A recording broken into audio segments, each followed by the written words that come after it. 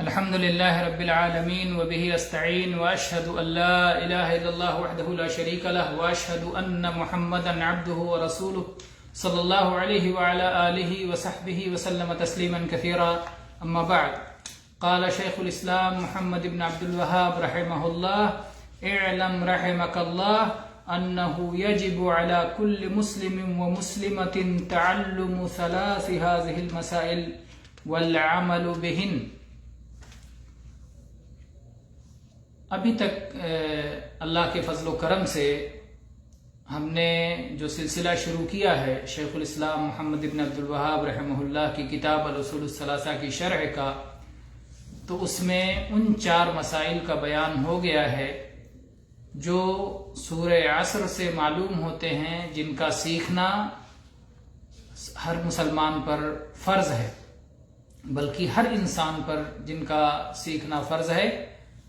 جو 4 مسائل یہ ابن آدم پر اللہ کی حجت ہیں، اور جس کے بارے میں امام شافعی رحمہ اللہ نے فرمایا ہے کہ اگر یہی ایک صورت اللہ تعالیٰ نے نازل کر دی ہوتی تو یہ بندوں کی ہدایت کے لیے، ان پر حجت کے لیے کافی ہو جاتی. اس رسالے کا بیان ہو گیا. در حقیقت ایسا معلوم ہوتا ہے کہ الاصول الثلاثہ کے نام سے جو کتاب یا رسالہ چھپا ہوا ہے اس کے اندر بہت سارے رسائل ہیں. تو یہ تھا پہلا رسالہ جو مکمل ہو گیا.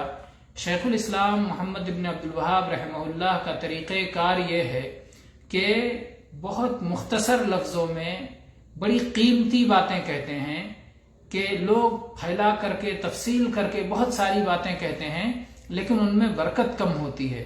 لیکن شیخ کے یہاں باتیں کم ہوتی ہیں، ان میں برکت بہت زیادہ ہوتی ہے.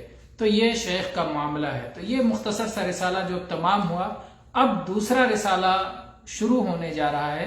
پہلے رسالے میں 4 مسائل کا بیان تھا اور اس رسالے میں 3 مسائل کا بیان ہے، اور پھر اس طرح سے اس کے بعد اور بھی کئی رسائل آئیں گے. یہ سارے رسائل الاصول الثلاثہ کے نام سے اکٹھا طبع کر دیے گئے ہیں. یہ چھوٹے چھوٹے رسالے ہیں، گویا کسی کو خط لکھ کے بتایا جا رہا ہے اور ایک قیمتی بات مختصر وقت میں اسے بتائی جا رہی ہے. تو شیخ نے اس رسالے کو بھی اسی انداز میں جو آپ کا شاندار اور محبوب خوبصورت انداز ہے، اسی طرح سے آپ نے اس کو بھی شروع کیا.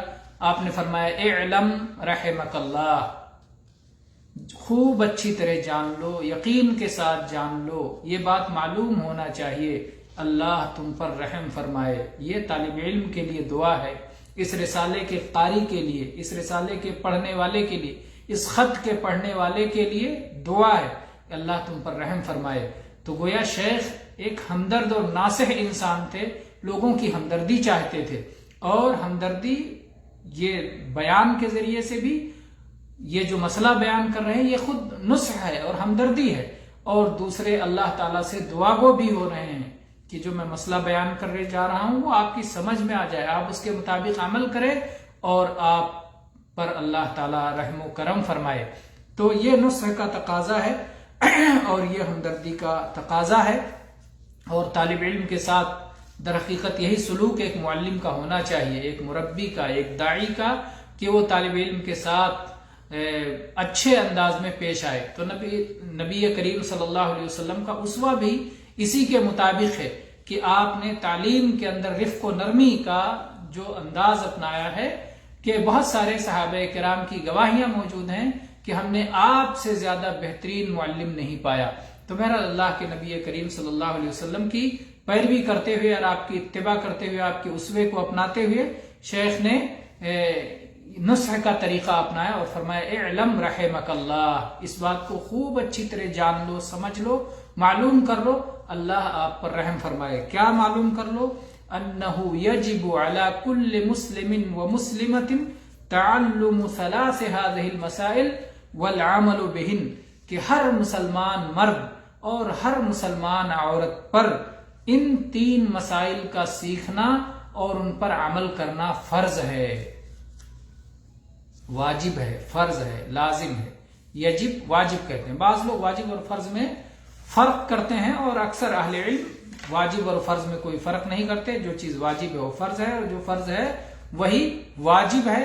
اور اس کا مطلب یہ ہے کہ جو شخص اس فرض پر عمل کرے گا وہ جزا کا اور انعام کا مستحق ہوگا، اور جو شخص اس پر عمل نہیں کرے گا تو وہ شخص وعید کا مستحق ہے۔ جو عمل نہیں کرے گا، جو اسے چھوڑ دے گا، فرض پر عمل چھوڑ دے گا، تو وعید کا اور سزا کا مستحق ہو جاتا ہے۔ تو یہ ہے فرض اور واجب کہ اس پر عمل کرنے والا انعام کا مستحق اور اس کو چھوڑ دینے والا سزا کا مستحق ہو جاتا ہے۔ تو گویا یہ جو مسائل شیخ بیان کرنے جا رہے ہیں یہ کوئی مستحب مسائل نہیں ہیں، بلکہ یہ ایسے مسائل ہیں جن کا سیکھنا فرض ہے اور جن پر عمل کرنا فرض ہے۔ تو شیخ نے بتایا کہ ہر مسلمان مرد پر اور ہر مسلمان عورت پر، عام طور پر دین کے مسائل مسلمان مردوں اور عورتوں کے لیے سب کے لیے ہوتے ہیں۔ جو بھی مسئلہ آئے وہ مرد کے لیے بھی ہوتا ہے، عورت کے لیے بھی ہوتا ہے، سوائے اس کے کہ اس میں خصوصیت ثابت ہو جائے اور باقاعدہ شریعت نے واضح طور پر کہہ دیا ہو کہ یہ صرف مردوں کے لیے ہے یا صرف عورتوں کے لیے ہے۔ جیسے بعض مسائل ہیں، جیسے مسجد میں جا کر باجماعت صلاۃ ادا کرنا، یہ مردوں پر فرض ہے، عورتوں پہ فرض نہیں ہے۔ جمعہ میں مسجد میں حاضر ہو کر کے جمعہ پڑھنا، یہ مردوں پر فرض ہے، عورتوں پہ فرض نہیں ہے۔ اسی طرح سے اور بھی بہت ساری چیزیں ہیں جہاں پر اگر مردوں کی خصوصیت ہوتی ہے کہ کوئی چیز مرد کی ذمہ داری ہے، عورت کی ذمہ داری نہیں ہے، تو اسے واضح طور پر بیان کر دیا جاتا ہے کہ یہ مردوں کے لیے ہے، خاص ہے، یا یہ عورتوں کے لیے خاص ہے، مردوں کے لیے نہیں ہے۔ تو جو مخصوص مسائل ہیں مردوں کے یا عورتوں کے، ان کی تخصیص واضح طور پر شریعت میں بیان کی جاتی ہے، اور اگر تخصیص ثابت نہ ہو تو پھر وہ عام ہوگا، مردوں کے لیے بھی ہوگا، عورتوں کے لیے بھی ہوگا۔ یہاں شیخ نے صراحت کر دی کہ یہ جو 3 مسائل کا بیان ہونے جا رہا ہے یہ ہر مسلمان مرد اور ہر مسلمان عورت پر اس کا سیکھنا اور اس پر عمل کرنا فرض ہے۔ اس سے پہلے بھی ہم نے جب سیکھنے کی بات کی تھی تو بتایا تھا کہ سیکھنے کا مطلب صرف اس کو پڑھ لینا نہیں ہوتا ہے، کسی چیز کو پڑھ لینا، جان لینا، ایسے سرسری گزر جانا، یہ سیکھنا نہیں ہوتا ہے۔ سیکھنے میں بہت ساری چیزوں کی ضرورت ہوتی ہے، اور نبی صلی اللہ علیہ وسلم نے فرمایا ہے انما العلم بالتعلم، علم تو سیکھنے ہی سے آتا ہے، تو اس کو سیکھنا پڑتا ہے، دماغ کو حاضر رکھنا پڑتا ہے اور سمجھنا پڑتا ہے، استاذ کے پاس بیٹھنا پڑتا ہے۔ تو اصل علم سیکھنے کا طریقہ یہ ہے کہ استاذ سے سیکھا جائے، استاذ سے طالب علم سیکھے، اور جہاں کہیں کوئی اشکال ہو، کوئی سوال ہو، کوئی پوچھنے کی ضرورت ہو تو اسے پوچھ کر کے اس کو کلیئر کر لے، تو اس طرح سے چیز واضح طور پر سمجھ میں آ جاتی ہے۔ تو علم کے لیے وقت، حاضر دماغی محنت اور استاذ اور بہت ساری چیزوں کی ضرورت ہوتی ہے، تو یہ سیکھنا چاہیے ہر مسلمان پر، مرد پر، عورت پر، ان 3 مسائل کا سیکھنا اور ان کے مطابق عمل کرنا فرض ہے۔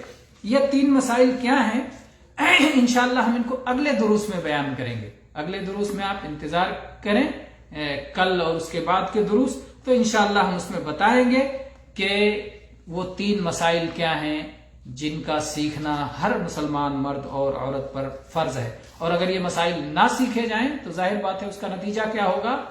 جہالت ہوگی، لا علمی ہوگی، اور جہالت اور لا علمی وہ بری چیز ہے کہ جس سے انبیاء کرام بھی پناہ مانگا کرتے تھے۔ تو علم سیکھنے کا ایک مقصد یہ بھی ہوتا ہے کہ ہماری جہالت ختم ہو جائے اور علم کی روشنی آ جائے اور جہالت کا اندھیرا مٹ جائے۔